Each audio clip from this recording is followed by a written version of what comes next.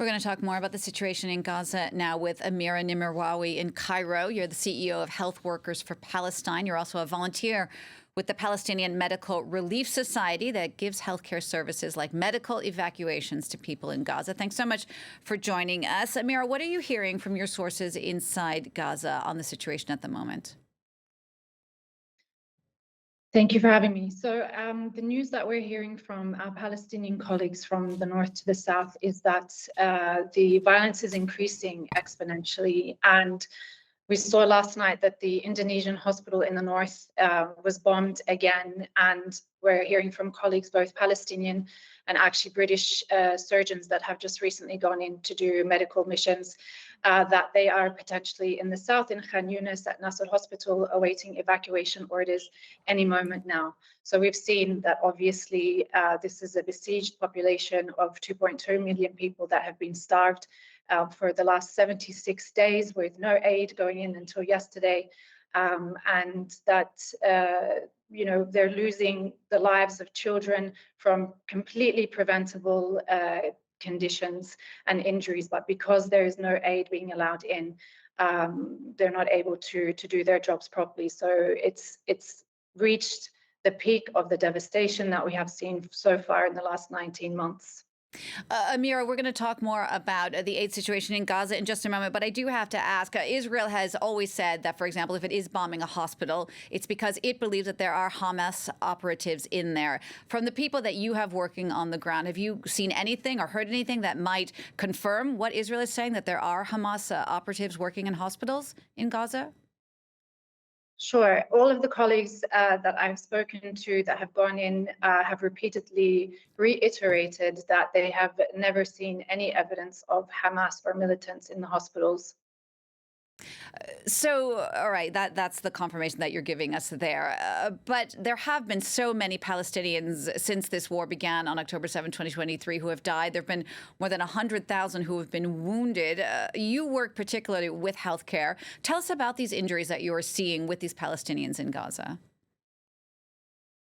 Certainly. Well, first of all, I'd like to acknowledge the fact that almost half of the 2 million population in Gaza are children under the age of 16. And so repeatedly what we've heard from our colleagues and from those that have been able to go into Gaza is that this is most definitely, very clearly a war on children. Gaza now has the highest rate of child amputees in the world. It is the most dangerous place for aid and humanitarian workers.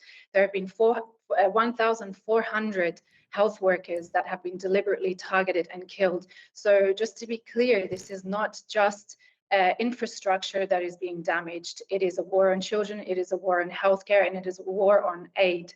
The injuries that are being seen mostly are severe burns due to the bombs, chemical burns, as well as blast injuries and gunshot wounds. Several doctors that have gone into Gaza have come out to say that they have never seen so many children with precise sniper targeted gunshot wounds.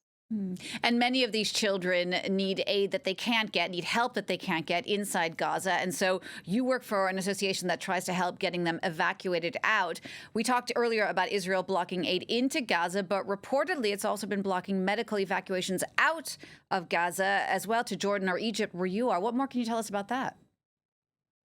Certainly. So first of all, I think it's really important that the news that we've received with respect to children from the UN this morning is that if the right amount of aid is not allowed in within the next 48 hours, they're expecting around 14,000 babies and children, younger children, to die. So this is the stark reality that we are dealing with right now, and we are at an extremely critical point. On top of that, for months since the beginning of the genocide, we've had thousands of children who have been on the waiting list, World Health Organization approved waiting list to be evacuated for treatment. And at every turn, the Israelis are trying to block and to prevent that. And again, I just like to highlight, this is nothing new. Palestinians across Palestine have been prevented access to adequate health care, both within Palestine and the occupied territories and outside prior to October 23. But this is an extreme escalation where hundreds of children have actually died because they've not been able to be evacuated for treatment.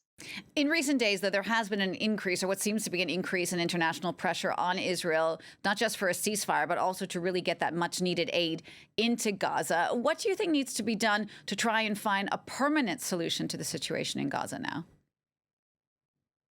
So, I mean, firstly, I think it's important to highlight this is a significant step, but we're already extremely late here. We're 19 months into a genocide, a live stream genocide at that, where it's been very clear that the intent from the Israeli side is to continue to ethnically cleanse Palestinians. So, whilst it's important that we focus on the flow of aid and also for the evacuation for treatment, what is needed here is a full arms embargo.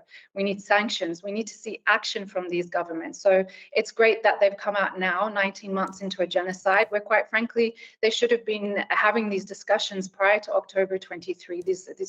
Gaza has been under siege for 17 years. And so now it's taken over 60,000 Palestinians to be killed, most of them women and children. And as I said before, the highest rate of child amputees ever to be recorded, to get to a point where we're starting to talk about sanctions and we're starting to just have this discussion.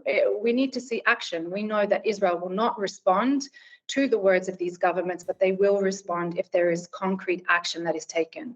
Amira, thank you for sharing your expertise with us. Amira Nimerawi speaking to me there from Cairo, the CEO of Health Workers for Palestine. Thank you.